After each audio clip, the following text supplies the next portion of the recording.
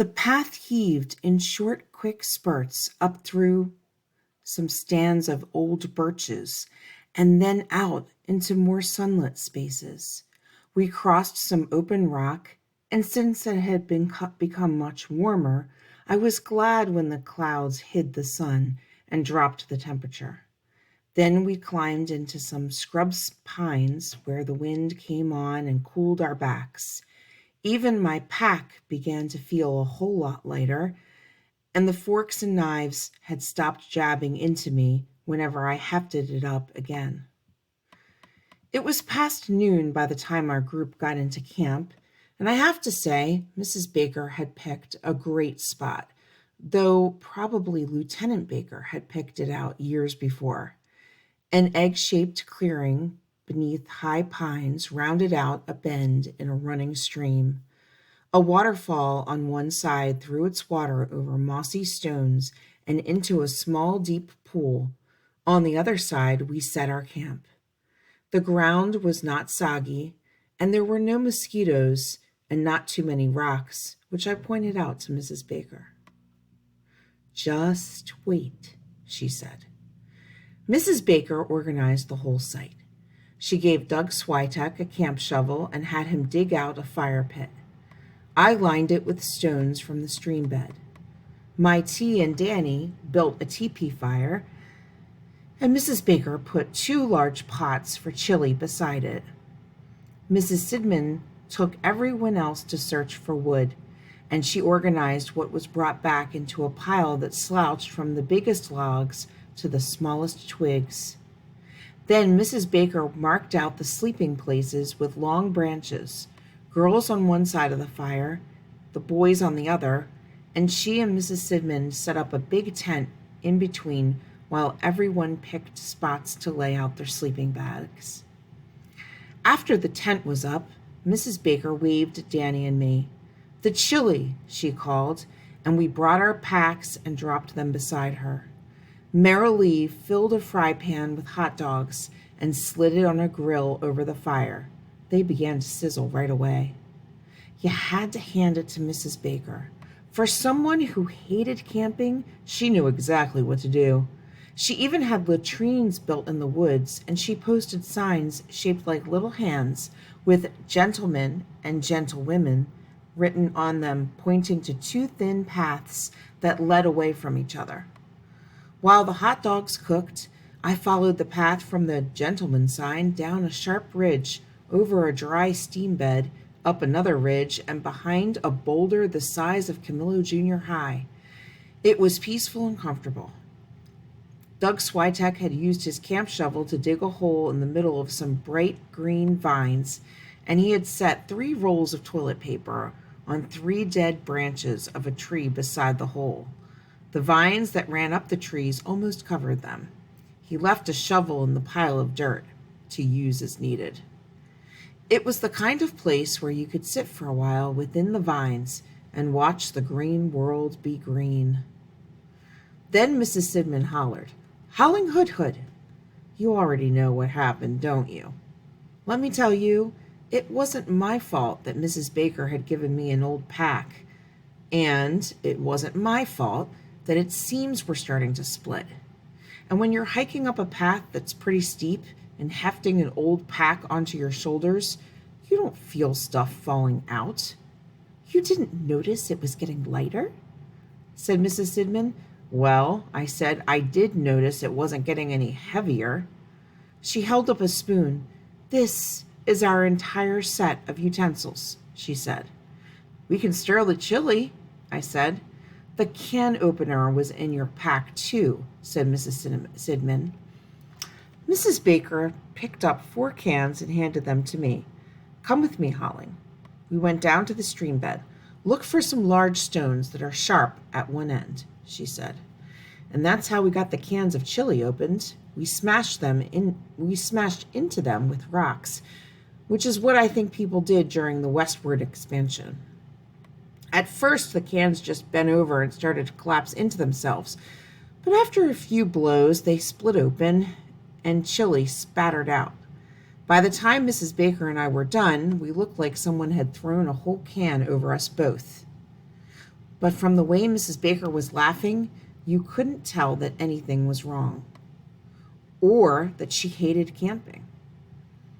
Mrs. Sidman was grumbling more than a little by the time we got back, and it didn't help much that she cut up the ends of 3 of her fingers trying to get all of the chili out of the battered cans, which were pretty jagged. Every time she cut one, she would glare at me, and I don't think she was thinking thoughts about nurturing one of her students in wisdom and learning. Any lunch after a long hike tastes good, especially if it's on a day off from school. And if you take 2 hot dogs and hold them together, one in each hand, you can scoop up the chili between them and shovel it all up to your mouth. If you lean way over while you do this, most of it won't even drip onto you, which is something that Mrs. Sidman didn't seem to understand. And again, it wasn't my fault that she was wearing her favorite sweater and that streaks of chili don't exactly go with mango, which is a color that you shouldn't wear on a camping trip anyway. I think this is why I was the one who ended up carrying all the pots and pans down to the stream to wash them. Marilee helped. She didn't have to, but she did. So it wasn't bad at all, scrubbing at the pots together and her splashing me a little and me splashing her a little until we finally gave up and splashed each other all over so that it looked like we had jumped in, which washed all the chili off me, which is more than I can say for Mrs. Sidman's mango sweater. But by the time we were done, there was a breeze skimming over the top of the stream, and it wasn't warm. We stacked the pots near the rest of the food and then stood by the fire. Mrs. Sidman did not seem to mind me adding a few sticks to make it blaze up. Still, we were pretty wet, and the problem with getting warm by a fire is that one side of you is always cold and the other side is always roasting, so you have to keep turning around and around. We were supposed to go swimming that in the afternoon, but the breeze that sent me and Marilee to the fire got stronger when a few of the clouds stacked themselves up between us and the sun, and so we played capture the flag instead, which our side won because Danny cheated and hid our flag about 3 stories up in a pine tree. And after that, we climbed down past the waterfall and followed a deer track that led out from it, and then climbed back above the waterfall and explored an abandoned stone house in a field beyond it. There were supposed to be rattlesnakes in the basement, but none showed. It was a whole lot colder when we got back, and so Mrs. Sidman sent us to bring in more wood, and while we did, Mrs. Baker heated up pots of hot chocolate, which tastes better in the woods by an open fire than it does anywhere else. And Mrs. Sidman started unpacking the hamburger patties and glaring at me again, since she wasn't sure whether she could cook them with only 1 spoon to turn them over. Anyone would know that she couldn't, and I think that even Mrs. Baker knew it wasn't right to blame me entirely when 4 of Mrs. Sidman's remaining 7 healthy fingers got burns on the ends. Let me tell you, she made a big deal of it. After supper, Marilee and I did the pots again. It was hard to tell when night came on. We got the fire going pretty high, almost as high as where Danny hid the flag, and the crackling and snapping and small explosions of pine resin sent out sparks that looked like rising stars. The clouds had gotten so thick now that there was no sunset to see, and the breeze had picked up to a steady kind of steady rhythm, steady enough that not even a single mosquito was brave enough to fly out into it. "Just wait," said Mrs. Baker. But all through the singing that we did that night, no mosquito showed its face, which just goes to show that even Mrs. Baker isn't right all the time. Mrs. Sidman tried some ghost stories after the singing, but there's something about principals that makes it impossible for them to tell ghost stories.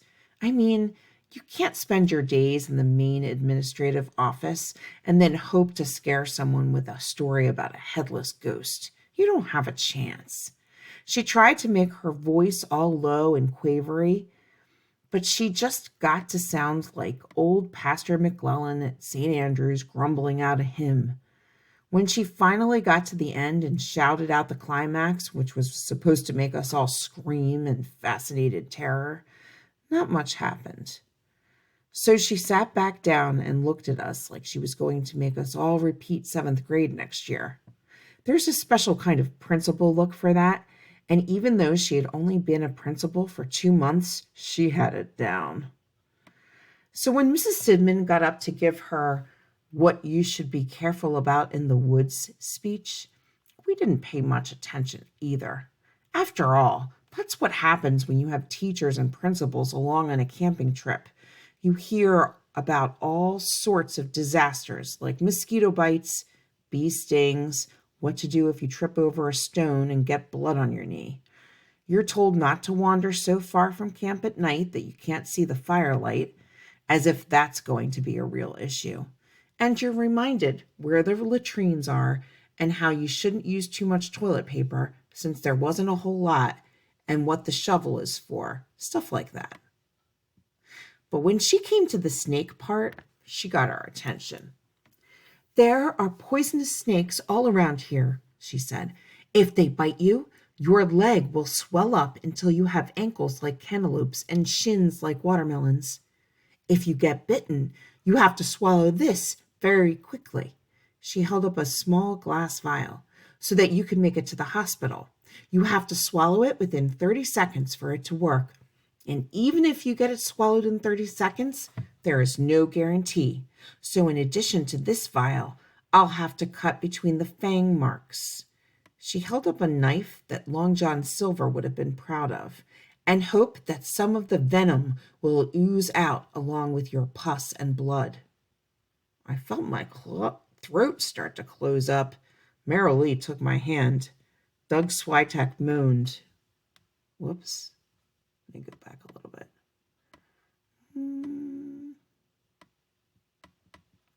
"This is what she should have used for her ghost story," said Danny.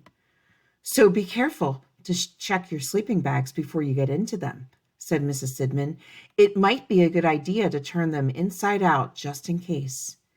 And be sure not to sleep directly under a low branch. Snakes can climb trees, and sometimes they crawl out onto branches and fall, and you don't want a snake to fall across your face while you're sleeping." By the time she was done, no one was talking, no one was moving, and Doug Switek was close to passing out. "I'm going to stay up all night," said Danny. "We can keep the fire going," said my T. "I'll help," I said. Merrill Lee squeezed my hand hard. And that's why, long after midnight, after everyone else had turned their sleeping bags inside out, shaken them, then turned them back and crawled in and zipped them up over their heads, Danny and my T and Merrill Lee and Doug and I and Mrs. Baker, I guess the part about the snakes got to her too, were sitting around the fire as the flames faded and the blue and gold embers glowed like jewels. We sat in close with blankets over our backs. None of us said anything. We sat beside each other by the fire, silent, watching the jewels change and glow first into white diamonds, then into sapphires, then into rubies. Sometimes Mrs. Baker got up and threw another piece of wood on the fire, and the sparks shattered up into the night darkness, and we watched them ascend until they disappeared like the stuff of dreams. The breeze clicked the branches above us together, and the water farther tumbled and dropped into the pool below.